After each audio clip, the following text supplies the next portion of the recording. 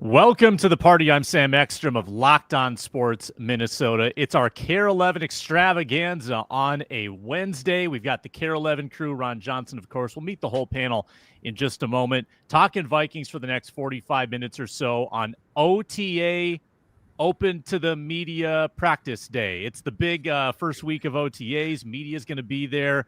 Care 11's going to be there with the reports, looking at number 9 in that red jersey, stepping back as QB1 for the Minnesota Vikings, really, for the first time. We're going to talk underrated Vikings before the show is done.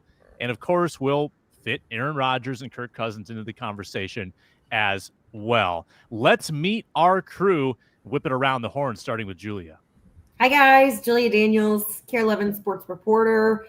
I was just telling the guys before we went live, I'm going out to Vikings today, but we've done so much Timberwolves coverage that it feels odd going out to TCO, but I'm excited. Reggie Wilson, sports director at Care 11. JJ McCarthy, you're going to the grinder. I'm Rod Johnson, former NFL wide receiver, Gophers wide receiver. And I want to talk about why these Gophers are taking over Vikings minicamp. And once again, I'm Sam Ekstrom, executive producer here at Locked On Sports Minnesota. Reminding folks that you can find us, of course, on the Locked On Sports Minnesota YouTube channel or our audio on the Locked On Vikings podcast feed, wherever you get your podcasts. Julia just blacked out on us. Reggie's muted. It's all crazy. Heads are falling off. All right, let's get into this. JJ McCarthy is going to be under center as QB1 at TCO today. This is the first time we've seen him taking snaps as the bona fide declared QB1 for the Minnesota Vikings. So I want to ask you this, all big picture. There's a ton of momentum. There's a tidal wave of momentum behind JJ McCarthy right now. He's been doing the media. He's been saying the right things. He's been on the court at Timberwolves games with Justin Jefferson. The roster is loaded around him. Reggie, what is going to trip him up? What is the hurdle that he has to overcome in an on-field sense to be the man that we need him to be? Just playing. You know, all rookie quarterbacks go through their growing pains, and it's tough because he lost a year. And I know Kevin O'Connell is like, he had like a red shirt year. He was able to, kind of go through what the offense looks like and, really kind of learn without being out there. But it's just hard to kind of simulate that game speed, that real game speed, live action. I'm sure Ron can speak more to this, having played, but he hasn't stepped foot in a game in more than a year. And so I just think that, that's going to be an adjustment. He's got to, look into reading defenses again and just live action and making decisions quick and, all those things, being instinctive, that thing kind of, I'm sure once you get back out there on the football field, it just kind of all comes back. But those are going to be the things. I think, you think of some of the rookie quarterbacks who've had success in recent years, Jaden Daniels, CJ Stroud. I think even CJ Stroud came out and struggled a little bit. I think, the learning curve is going to be helped a bit by the play caller and Kevin O'Connell. But I just think that, it's hard to simulate that real game speed, game action. I know Flo's probably going to be throwing a lot out there come training camp just to, make sure he's ready to read all the defenses and all the things that other teams might be trying to throw at him. I just think, that's going to be the toughest part, but I think he's in a good position to succeed, but he may take some lumps here and there. Ron. So when I think about Reggie's right. So I get 3 questions everywhere I go. 1, is your daughter really as fast as everybody keeps saying she is? Well, last night we played the number 1 team in the state of Minnesota for class 2. And yeah, she is. She hit sub 2.7, which is the fastest recorded time I think in college right now is 2.67. I'm not being biased. The computer didn't lie. I think she hit 2.61, but we'll find out later this week when they actually AccuTrack it. That's the one question. Home to first. Yeah, she was under 2.6. She was right at 2.6 last night. She beat out a throw. Like the pitcher is 68 miles an hour, so she's a college pitcher. She's going to go to somewhere D1. She's a junior at Rockford High School. I mean, if you guys look up college softball, 6 to 8 miles an hour is basically what every D1 pitcher is right now when you watch the World Series. She hit her 3 times, but the one that was impressive was she beat out a throw from shortstop to first, and it was just a normal hit. And so, yeah, that's the one question I get. I get that a lot. Even the Gophers coach didn't ask me because she's technically not allowed to recruit my daughter yet. She's only an 8th grader, but she asked somebody else who is a coach with the Gophers, and that person came to me and said, hey, coach just asked me if your daughter's really that fast or are you lying? And it's like, hey, the tape don't lie. So I got to put the tape out today. I'm going to put the play out today. That's one question. Second question is Max Brosmer going to make the Vikings roster? I don't know, people. I really don't know, but we'll find out. The third question is JJ McCarthy really that good? And again, I go with I don't know. Reggie's right. When the game speed happens, you just don't know. You don't know. And so we've seen preseason. But again, a lot of those preseason guys end up having to go to we don't have the G League, but practice squad, or they go to, the UFL or wherever, and then they get a chance to come back eventually. So you really don't know. The one thing I will say is just watching JJ McCarthy throw the ball a little bit to Justin Jefferson here and there. Same spin as Sam Darnold, but it seems like he has a little bit, just a little bit, quicker release. And the reason is, if you think about the teams he's played in the Big Ten and the way John Harbaugh plays, watch Justin Herbert last year under Harbaugh, or Jim Harbaugh, sorry. It's a quick release. The whole thought is you get it out before the receiver's ready, and I think it's more instinctive. And so hopefully JJ to Naylor, JJ to Addison, JJ to Felton, JJ to Hawkinson, he's being instinctive, but we really won't know through these periods. I talked to Keenan McCardell about this for a while, and he was saying, man, like in these phases, phase 1, phase 2, phase 3, he's like, honestly, the guys can't really do much besides just show us they know the routes, show us they can catch, and show us they can throw. That's it. We don't really know if they can react to jam. We don't really know if they can react to coverage switches. He said that's all going to come with game time. So Reggie's right. Like, this is going to be fun for everybody just to see pictures and videos. And I already saw JJ McCarthy's leading the team in touchdowns and OTAs. It's a joke, but somebody tweeted it out. But and I think it was like 15 touchdowns, 0 interceptions or something. But they're going on air, so I would hope he has no interceptions during OTAs right now. But yeah, it's going to be tough to see what they are or what he is until the pads are on. And I think it's going to be that New England Patriots week. I think that's going to be the biggest week for everybody to see what JJ McCarthy really is. Yeah, no doubt about that. I watched the 1-minute hype video the team put out yesterday, like the Zapruder film, second by second. Oh, that throw looked a little behind JJ. Yeah, I know what you're talking about too. Yeah. Yep. Put that one on the reel. Jefferson caught it and it was fine. He caught it and kept it moving, but I was like, and maybe that's that time that he hasn't had, hasn't been throwing. So that's something that he has to, get back into the rhythm of and being accurate. My hope is with that throw, so if it's a flat route, that JJ McCarthy sensed they were in some type of zone, and so he wanted JJ to sit in the hole, catch it, and then get upfield. Because that is a thing. Like if you can keep the receiver away from contact, you throw him away from contact. So maybe he was trying to lead him this way and not that way to the flat. Because we've seen that ball keeps going to the flat, and the dude's right there. He either picks it off or he decapitates you. So I'm hoping that's what JJ McCarthy was thinking in his, like, hey, there's a corner sitting out there. I'm gonna keep you safe, JJ. Yeah. Really, Jefferson should have sat harder. Yeah, I absolutely. Yeah, JJ McCarthy. I mean, think about the time Jalen Naylor didn't do that. Remember, he kept running, and Kirk Cousins tried to get him to sit, and he threw a pick to it Indianapolis. So yeah, hey. Yeah, I do think it's interesting, and I'm not trying to steal Julia's time, but I do think it's interesting. When I saw that, I thought back to, and Ron, I don't know if you remember, Julia, I don't know if you remember, but when JJ McCarthy was at the combine, all those guys find little pockets in the convention center to, do stuff. And he was throwing to Blake through Corner. The hallway. Yeah.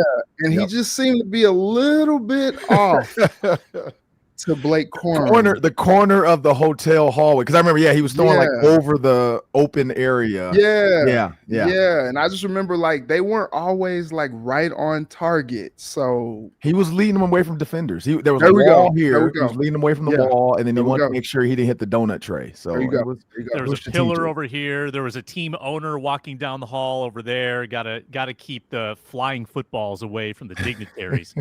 Julia, you're heading out there today. Is JJ talking today? Is he on the podium? Yes. Yeah. He's talking to All me. right. What's the question for JJ? What do you want to know from him? I think honestly, right now it's like what's the balance between doing too much and doing too little? You know, he's got a lot of things. He's got like a weird line that he has to walk right now with a lot of things when it comes to coming in as a rookie. And also coming off an injury too, because you know, he's a very eager young man. And I'm sure is probably going to get told quite a bit like, hey, slow it down. Hey, you know, don't do too much right here. You don't have to do all that right now. Cause I think he's eager to prove himself. And he's obviously like a huge competitor too. Right. And you want somebody that you're going to have to reel in a little bit, but at the same time, you want somebody that's responsible enough to know how to walk that line when it comes to this. Also, he's a young guy coming into like a veteran locker room too. So I feel like just thinking like socially wise, obviously he's done, and everyone's talking about like he's done such a great job like trying to step into this leadership role. But at the same time, I feel like there's still a line he has to walk of like not doing too much in that sense either, where you start to like piss people off or annoy people in like your attempts to take on this leadership role. And so I think he probably does a good job of that, but it is something that he has to be mindful in these situations too. And also just handling the pressure of the entire situation. He's set the bar high for himself. The coaching staff has set the bar high for himself, and his teammates have set the bar high. He has to meet those expectations, and he has to handle that pressure. Do I think he's the type of person that can handle that pressure? Yeah, I think he's kind of built for a situation like this, but that doesn't mean it's not hard, and it doesn't mean it's not an obstacle that he has to face in a sense. So I think a lot of it, like right now, is just mental obstacles that he's going to have to get over more than anything. I mean, he's got the talent. He's clearly got the work ethic, but it's just like figuring out, like we've talked about before, his routine, and also just figuring out like his space in the quarterback room and in the locker room and in front of the media. I mean, it's a hard job to handle, but he's very much an ambassador type person. So I feel like he's going to be just fine, but it is still something that he has to figure out. Yeah. How short is his memory? That's what I want to know. How quickly is he going to be able to respond to the dumb stuff that happens out there, the bad plays he makes, because that's inevitable. The one game we saw him play preseason, he threw a really bad interception, and he responded really well in that game. Made a lot of high-level throws, and I think that's what we've been clinging to for the last year. Wow, look at all of the A-grade, tight window throws JJ McCarthy made, bouncing back from an interception. Pretty impressive stuff. There are going to be days where the defense just looks foreign to him. I mean, Kirk Cousins had him. Sam Darnold had him last year. It's just not going to make sense upstairs. He's going to make a bad throw. How is he going to respond to that? Will he be able to bounce back after getting injured last year? Will he feel confident in using his legs the way he was in that preseason game that got him hurt? All of the, like, I really do think quarterbacking is almost more than 50% of what you have upstairs. Yeah, there's the physical components. You got to have zip. You got to have accuracy. It's all about quick diagnosis. And if you're a tenth of a second late, that could be the difference between a touchdown and 6 points the other way. So it's going to be all about how he's processing and how he is kind of resetting the deck mentally after bad stuff happens to him, because it's going to happen. He's basically a rookie in the NFL. Going to have to bounce back, going to have to be resilient. And we are going to bounce back after this break with an underrated Vikings segment on the Minnesota Football Party. Don't go anywhere.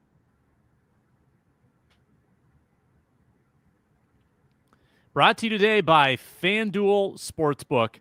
The NBA playoffs, NHL playoffs, they're in full swing. Conference finals everywhere you look, every night. Big games, can't miss moments, major momentum shift.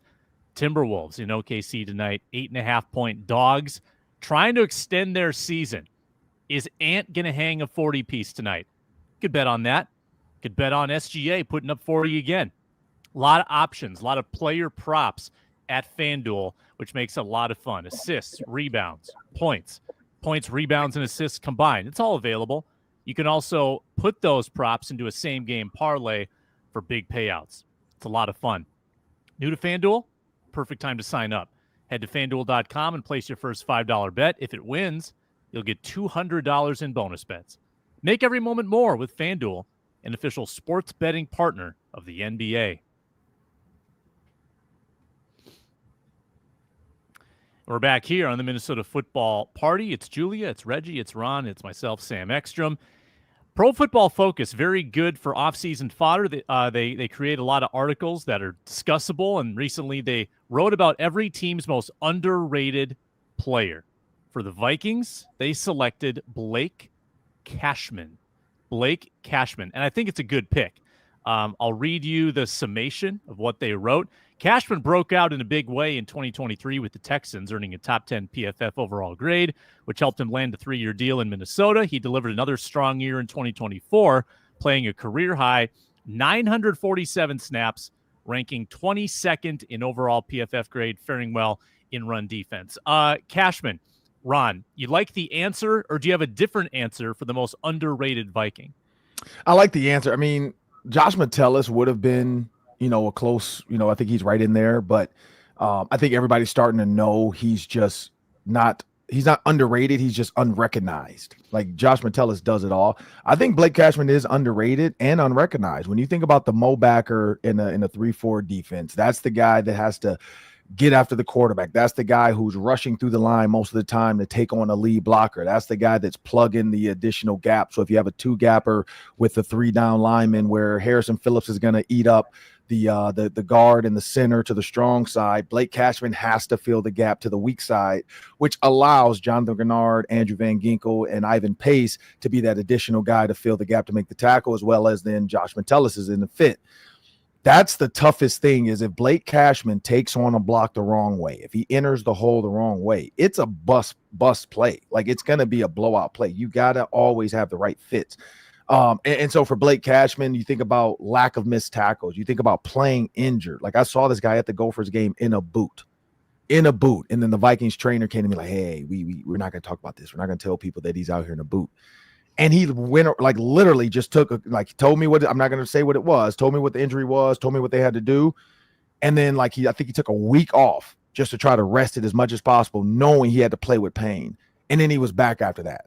And so for me, it's all that little stuff that Blake Cashman does to become like a really glue guy for this defense. I mean, honestly, it's almost like the Eric Kendricks of old. Blake Cashman's coming in, filling that role. Julia. Yeah, I could see this being, and I honestly would agree with the Josh Metellus thing, but I do think he's becoming a little bit more recognizable. But when it comes to like nationwide and like people thinking of the Vikings, I think Josh Metellus definitely doesn't get the credit that he deserves. I think also Sunshine, Andrew Van Ginkel. I think Andrew Van Ginkel is pretty underrated too. I think if you could have a clutch player, maybe Gink would be the guy. I think his impact is, he's so quiet and shy in person. And I think that has another something to do with why he's underrated too as a player. And I think kind of the same way with Blake Cashman too, which I will say, once you talk to Blake Cashman in the locker room though, he always gives incredible sound. So if you can get him for an interview, it's like a gold mine basically. But with Andrew Van Ginkel, he's such a quiet guy. But his impact is so felt, and he's such he's so the opposite on the field than he is like in person. So I mean, Reggie and I would talk about it all last year. We'd be sitting at the Vikings games, and then we'd see Gink do something crazy or some like the most aggressive play that you've seen all day. And then you're like, this is like the nicest human being on the planet. And then he gets out there and it's like something switches and he's a whole other human being, which I mean is what you want out of one of your players. But I would say Andrew Van Ginkel, I think he does not get enough love. I think he came in and everyone was kind of like they kind of knew what he was about. But then once he really got out there and he got to be a part of Brian Flores' defense, I think he took a lot of us by surprise, especially when he came up with huge plays and those 2 pick sixes. And so, yeah, I'll go with Gink on an underrated Vikings player. Reg. Yeah, I would agree with Ron and Julia on those. Interestingly enough about Blake Cashman, so the time that he missed last season, I was looking at the stats.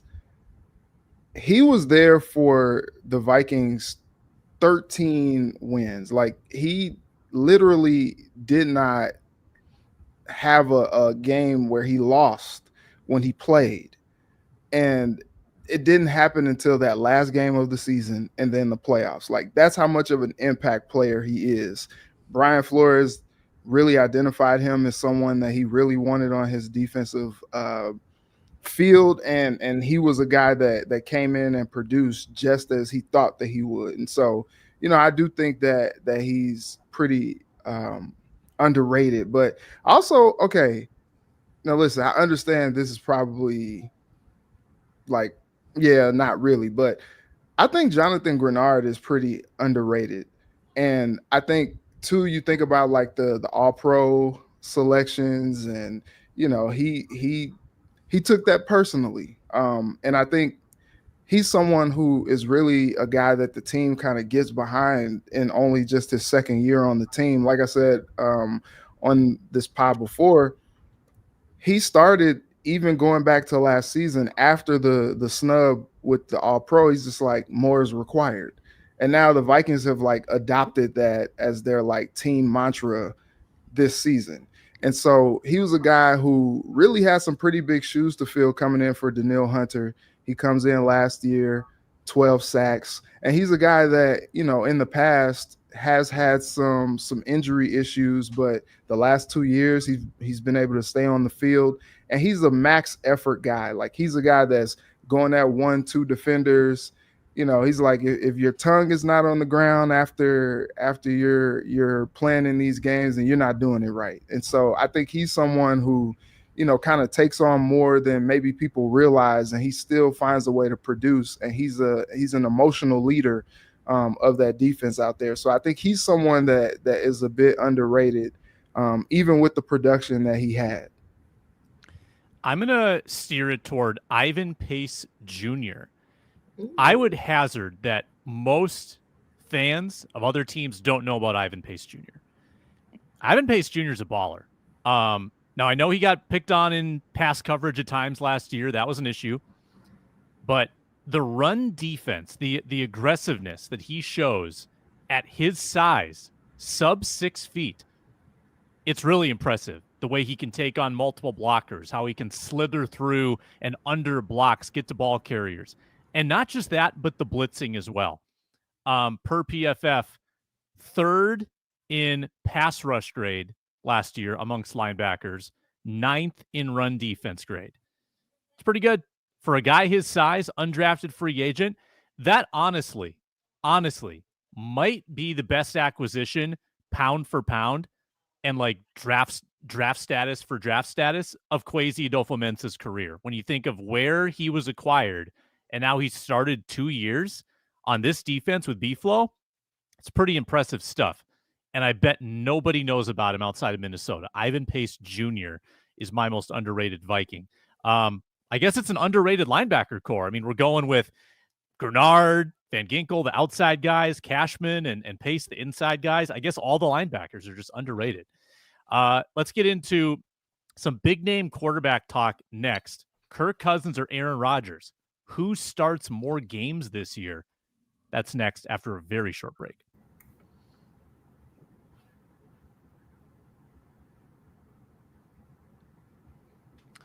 All right, the latest on Aaron Rodgers, aside from his relationship drama, the Steelers are still the favorite to land him. We don't have any moves yet with Aaron Rodgers. There's not necessarily a big change in the wins, but Kirk Cousins has been more closely linked to the Steelers than he was before as a possible backup plan. He also did not show up to Falcons OTAs. Not a big surprise there. So I pose the question to you, Julia. Which of those two quarterbacks will start more football games in the league this year? Kirko or A-Raj? Aaron Rodgers. Because he's Aaron Rodgers. Come on. If you're comparing the two when it comes to, Aaron Rodgers, Kirk Cousins. I think teams, what are we talking about more than anything? We're not talking about where Kirk's going to go. We're like, where's Aaron Rodgers going to go? Teams would start him strictly off the fact that people will watch him on TV. And that's how that cookie crumbles, unfortunately, because it's not about the money, but it's just about the money. And the money comes from a TV broadcast. And when networks pay teams to broadcast their games. So, yeah, I would say Aaron Rodgers for sure. Wherever he lands, he's going to be a starter.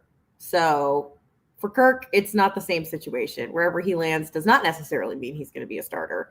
So yeah, I mean, that's my simple and basic answer to that is Aaron Rodgers for sure has the upper hand if we're comparing the two and what their season is potentially going to look like. I would put big money on Aaron Rodgers over Kirk's. Fair enough. Reggie. Yeah, I kind of have to agree, but I think here's the thing that is just kind of weird for me. So what is Aaron Rodgers doing? Like, what is he doing? That's a big can of worms. That's my question. Like, do you want to play or not? Like, do you want to suit up with the team or not? Like, he's missing an opportunity to really get a chance to like get to know his teammates, form some bonds, some brotherhood, whatever. Like, I just think it's really weird what he's doing right now. Like, I don't really understand his plan, his goal here. Like, I just don't really understand. If he wants to play, then I'll say Aaron Rodgers to answer that question. But does he really want to play? Like, I don't know. He's saying mixed things in the media. Like, it's always this drama show with him, and it's quite frankly, it's annoying. It's just, he's even got Terry Bradshaw talking noise, like, just like go back to California and be with the gods or whatever he said. I just don't really understand. I do think though that, we might be looking at some type of like catastrophic injury of some sort that would allow Kirk Cousins a spot. Like, I just think he's in a weird spot right now. Who would have thunk it? Like, just 2 years ago, he would be in this position. And I know like last year they were talking about he had this shoulder injury that really kind of limited him, and he didn't want to talk about it or bring it up because he didn't want that to be used as an excuse for why he wasn't playing well. He's healthier now, ready to rock, another year removed from the Achilles injury. But I feel like at this point, it kind of seems like he's damaged goods. I thought Cleveland was a really good spot for him. Now they got like 76 quarterbacks and no room for him. I thought San Francisco could have been a nice spot for him, but they just locked up their quarterback, Mr. Purdy. And so I'm not really sure where there's a spot for Kirk Cousins to really, get legitimate opportunity to play. So I have to go Aaron Rodgers by default if he wants to play. Ron. So I got to say, it's all up to Aaron Rodgers. Aaron Rodgers has the cards here. I do feel like all these conversations, like Aaron Rodgers just went on. I don't know if it was Rich Eisen or what Aaron Rodgers was at. He was at something that I heard on what's his name? Dan Patrick just played some clips from it. And the kid got to ask Aaron Rodgers a question or something, and he was like, "Are you going to play in Chicago this year?" And he or would you play for Chicago? It was something weird like that. Would you play for Chicago And he was like, "No, but I think I might be with a team that's playing in Chicago this year." And so I don't know if that's the Steelers. I didn't even look it up. I heard it yesterday or the day before yesterday. I didn't have. My kid graduating 8th grade and other crap. State softball going on. I didn't have time to actually look up the Steelers schedule to see if they play in Chicago. But that was just the comment he made. And so I feel like it's up to Aaron Rodgers. And here's where the Steelers are stuck. They're waiting for Aaron Rodgers to make a decision. And I've heard people like make the argument of like, if you're going to play for the Steelers, why wouldn't you be there now for OTAs? Like, you're rich. Why does the money matter at this point? Just take $10 million and move on and just go play. Do the Daniel Jones. And Daniel Jones, I think, got $10 million to be a backup, right? Wasn't that what that was or something like that? At least, yeah. Yeah. So like, just take the Daniel Jones contract, take the $10 million, be there, get used to the play call and the OTA stuff, everything, That's the only thing. So if he doesn't do it, then it is Kirk. I think the Steelers would say, look, Kirk Cousins can still get it done. He's better than Mason Rudolph. And I think that's where it comes down to Aaron Rodgers making the decision. other than the Steelers, I don't see Aaron Rodgers going anywhere else. I don't think there's anywhere else right now that's open to say, hey, come on, we'll take you, because the Browns looks like it's going to be Shedeur Sanders over Dylan Gabriel. And then, Kirk Cousins now is kind of like, whose backup can I be? I mean, if Deshaun Watson's, like, we know he's out, could the Browns then bring in Kirk Cousins as a backup to Shedeur Sanders? I mean, Stefanski and Kirk, I mean, there's a relationship there. Could happen. Steelers play at Chicago November 23rd, Sunday before Thanksgiving. So there you go. Yeah. So, I mean, maybe that's what he was alluding to. It was a kid asking him the question. So I don't know what event it was, but I guess the fans or a couple people got to ask some questions in the crowd, and that was one of the questions. And he said, I'm not playing for Chicago, but I might be playing for a team that plays in Chicago. So he's thought about it. The Steelers are on his radar. It comes down to him just not say tucking his tail between his legs, but like, you're rich. Like, come on, you could retire and you'd be fine right now. So just take the $10 million and move on. Fast forward to 2030. Give me 30 seconds each on this. Between Kirk and Aaron, who's having the more successful post-playing career? I'm assuming media is the path that both are probably inclined to go down. I don't know. Rodgers has a lot of weird interests. But Ron, who's the most visible 5 years from now? That's tough because Aaron Rodgers might take ayahuasca and go into a dark hole and we never see him again. Because he mentioned that too about retirement. He said in 4 years, I'm gonna be in the Hall of Fame for the Packers. Like, he's already calling it. Like, he already said in 4 years, I'm gonna be in the Hall of Fame for the Packers. And then in 5 years, I'll be in the Hall of Fame for the NFL. He's just saying, like, once he retires, 4 years Packers, next year NFL. He's already calling the shot that he's a first ballot. He said whether the Packers do it or not, because he's trying to say, like, he didn't think there was bad blood, but maybe there is. He talked about the fact that they never drafted a first round pick. So he's doing a lot of media stuff that people actually want to hear, and he has a lot of stories. And so I could see him doing more in the media if he's out there. Kirk Cousins, I mean, I think Kirk could do some Peyton Manning type stuff, but it'll never hit that level of Peyton Manning. I think that Rodgers probably has his spot already carved out on the McAfee show. He could probably do. Sure. I think he could do something with Omaha Productions too, and the Manning universe. I think he could be a Manning cast guy. He could have his own little ESPN Plus special. I do think that Kirk has a possible future, maybe in a booth. I think that Kirk could be in a booth, and if things break right, maybe he's doing high-level games. And in that way, the answer could end up being Kirk Cousins. But if he ends up being like the fourth broadcast team at CBS, I don't know if that moves the needle. Julia, who do you think? No, I agree with you there, Sam. I think two different avenues of broadcast if they both go into broadcast, where Kirk's more the buttoned up type and Aaron is more of the entertainment type. Because he says such outrageous things that, like, no one's going to put him. I would be so surprised if someone put him in a booth anywhere. I think he's more of a talk show kind of guy, discussion type. But I also think that companies would probably have a hard time nailing him down for some kind of year-round contract of any sort. And it could go the complete opposite, where he just, like, falls off and drops off the edge of the earth and we never hear from him again. And then all of a sudden, like, there's some random paparazzi pictures that you find of him in 2034, and they're like, wow, that's Aaron Rodgers. Wow, he looks so different now. If anyone's seen True Detective season 1, I picture Aaron Rodgers looking like Matthew McConaughey's character in True Detective season 1 in about 5 years. If anyone's seen it. If anyone's listening or is watching, you get it. If you know, you know. Reg? Okay, this is how I see Aaron Rodgers in, like, the next, like, 5 to 10 years. Google Don Nelson. Like, that's who I see. Like, Don Nelson just turned into, like, he stopped coaching in the NBA and he just turned into, like, this hippie dude, like this super long hair, this beard, and he just, like, all of a sudden just looks like a bro.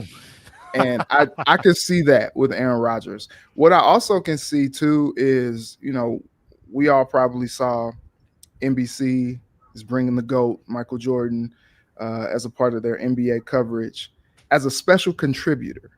I think that type of role would probably suit Rodgers more. You got to be able to put like stipulations on how because like if you get him rambling about something, he may start talking about like X's and O's, and then like he just goes off into like some type of conspiracy theory of some sort, and you're like, whoa, where did that come from? How did we get there? Like, I think that's something that probably happens with Aaron Rodgers. So you have to have like a specific type of a role. I agree with Ron. Like if he has something like in like the Omaha Productions or something like that, where he strictly was breaking down ball, like I think that would make him incredibly valuable because he does have a very sharp football mind. But that being said, the appearances that we've seen from Kirk Cousins, he's done spots on ESPN, Monday Night Countdown, things like that. Like he's actually been pretty good. And I see the vision with Kirk Cousins. I think he can be a media star. So I say Kirko. Nice. Speed round to end the show. Battle or no battle? Next, very short break.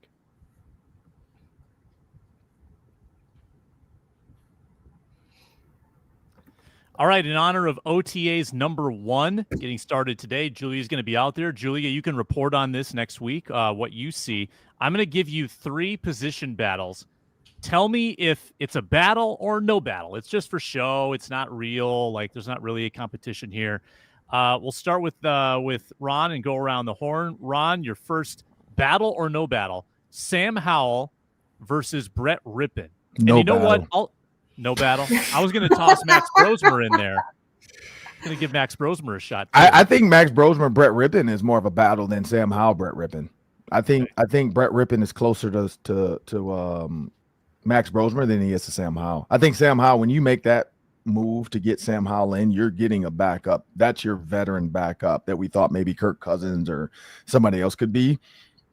That's the guy. And also he's a non-threatening backup to JJ. Like he's going to allow JJ to be JJ and make mistakes, and like not people are going to be saying like, get Sam Howell in the game. Like you're not getting that. Like it's going to be JJ or bust. So I think that was a veteran move, but also smart by KLC to not make it a competition. But Brett Rippon's closer to Max Brosmer. I think Max Brosmer, Brett Rippon, I truly believe there is a competition for QB3.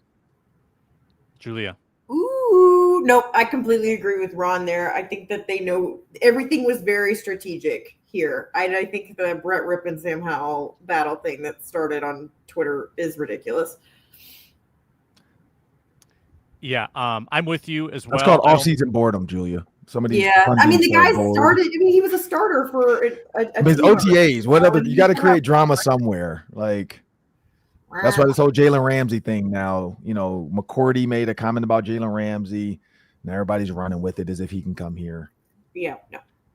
Yeah, I mean, you can't tell me that the Vikings aren't confident in Sam Howell when they go like they specifically targeted him, I think, for weeks leading up to the draft, right? Yeah. I mean, they clearly had a plan. They didn't get anybody in free agency. They waited, bided their time, made a trade, got Sam Howell. I think there's a vision here. There's some belief here. Can Brett Rippon really show you enough in the fourth quarter of preseason games to supersede him? No. I don't think so. Reggie, do you disagree? No. I think what's interesting though is for that time where the only 2 quarterbacks in the building were JJ McCarthy and let it rip. I think you couldn't get Kwesi or Kevin O'Connell to stop heaping praise on Rippon.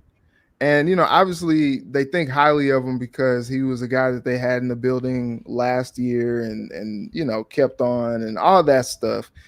But, man, they kept speaking up, like almost going out of their way to praise the quarterback Brett Rippon is. And so I thought that was interesting. That being said, yeah, when you bring Sam Howell in, he's had like real NFL starts in his career.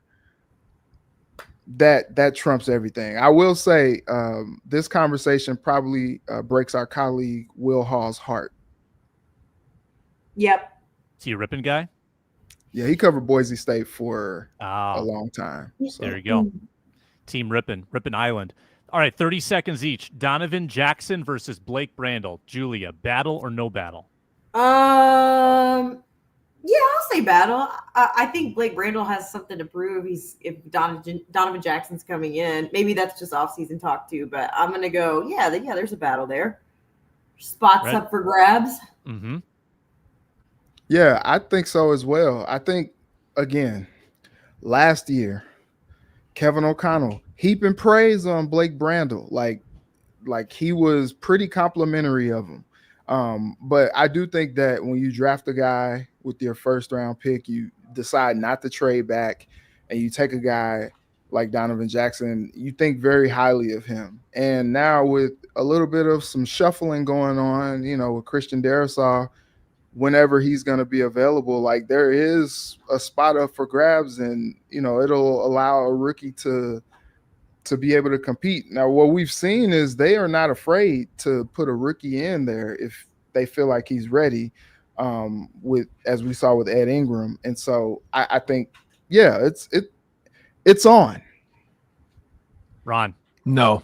I think Donovan Jackson first round pick. I think they're kind of like, look, we got to get this guy in, because again, this is Kwesi's legacy pick now. Like if he has another bust of a first round pick, just think about how people are gonna like start to view him. And I think this is like, not to say they're gonna force the issue, but I really think they want him in there. But it also, Reggie's right, it does come down to Christian Darrisaw's injury, because we know Donovan Jackson can play tackle as well. And so whether he starts off some of these, he did 500 snaps at tackle. So, at a Big Ten college. So it's not like it's like he was at, nothing against, I'm not even saying a school. I don't want to disrespect anybody's school, but he was at Ohio State. So he played against Michigan. He played against Oregon, like he played against top draft picks at tackle and guard. So, I would say, by the way, Mason Graham, I have no idea. I hope that this is just, he was out of shape, because it does not look good right now for Michigan land with him. But when you think about Donovan Jackson, I really feel like Kwesi wants to make sure, hey, we got to use this guy in there. But yeah, I mean, Christian Darrisaw, because what was that, week 8 he got hurt? Yeah. Yep. So, I mean, Okay. technically, he's not supposed to be back until like week 7. If you do if you truly do the math. But again, he's not a running back, he's not a receiver, so maybe just put a brace on it and anchor down, big fella. But yeah, I don't know. Is it 9 months or 12 months? That's the big question, right? Because that's always the range of recovery. I'm going to say no battle at left guard, because I don't love the lame duck left guard. I don't love having, every time he gives up a sack, calling for the rookie to come in. I think it's just better for everybody if it's remotely close between the two of them. Give the job to Jackson, be Brandel, or tell Brandel, hey, you are our first guy off the bench. You are our swing guard, tackle. Be ready. We value you. We've got you signed for 2 more years. We love you. We don't want you to go anywhere. Jackson is our guy at left guard. Last one, real quick, 30 seconds.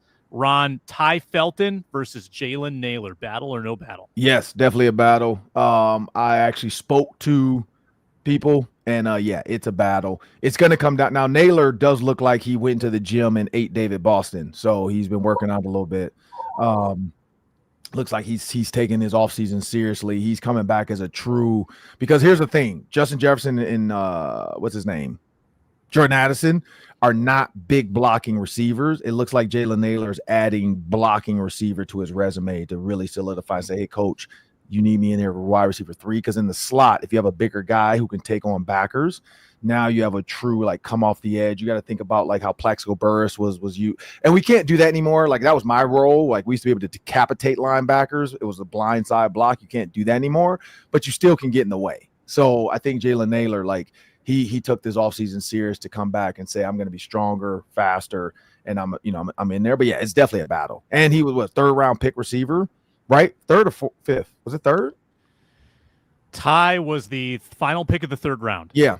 So, 3rd-round pick receiver, like, it's, because again, Rondale Moore originally, like, it sounded like a great idea, and then when they drafted Ty Felton, it's like, I think it's between Naylor and Felton. But I will say, those, they're going to be 3 and 4. And we might get more production than we got out of Brandon Powell, out of both of those two. Yep. Julia, so battle, no battle? Brock Bowers will say that Jalen Naylor is rocked up. You're getting your dad jokes all ready to go. Look at you. There we go. Yeah, I think healthy competition between the two. I think Jalen Naylor had his best season yet last year, and now they kind of want to see what they can get out of him this season. And so you put a little pressure on him with a guy like Ty Felton.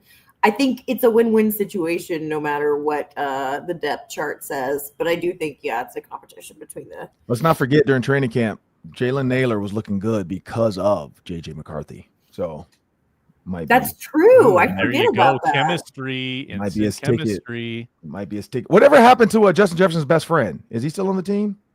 Who's his best friend? Tristan Jackson. Yeah. No. I think he's still there, isn't he? No. Report back immediately, Julia, once you get there, okay? Take roll call, get the roster, do the check marks. Arizona Cardinals. Arizona Cardinals, okay. No. That's what I was going to say. I haven't seen him doing all the celebrations in OTAs, I was like, I'm pretty sure he signed like a futures contract with. I thought so. That's what I thought, but I wasn't sure because I remember thinking when they had Felton, Naylor, and then Rondale Moore, I was like, oh, Tristan Jackson is definitely out of here. And so that's why I couldn't remember if he had already signed or he was just gone. It's been gone since January. Yep. Man, depressing. He was good. Quick, 10 seconds, Reggie. Battle, no battle? No battle. I think Jalen Naylor has the look. Kevin O'Connell loves Jalen Naylor. He does. Jalen Naylor. Okay, so I think that he's wide receiver 3 for real. He had his first healthy season last year, so he was able to produce, and I think he's just going to build on that. Oh, yeah. I tend to think I might try to get out there. Man. Red shirt year for Felton. Next year, it's a battle. This year, it's Jalen Naylor's to lose, I think. Catch us next time on the Minnesota Football Party. That'll be tomorrow. Ron Johnson joys. Ron, tomorrow, I'm going to ask you about Jim Irsay, your relationship with him with the Colts. We'll talk about that tomorrow. And, just found 2 old checks that he with his signature on it. Oh, hope you hadn't cashed them yet. Hope you got to cash those. Julia, Reggie, thank you. OKC Wolves coverage tonight. Ron's going to go try to cash some checks, and we will talk to you tomorrow.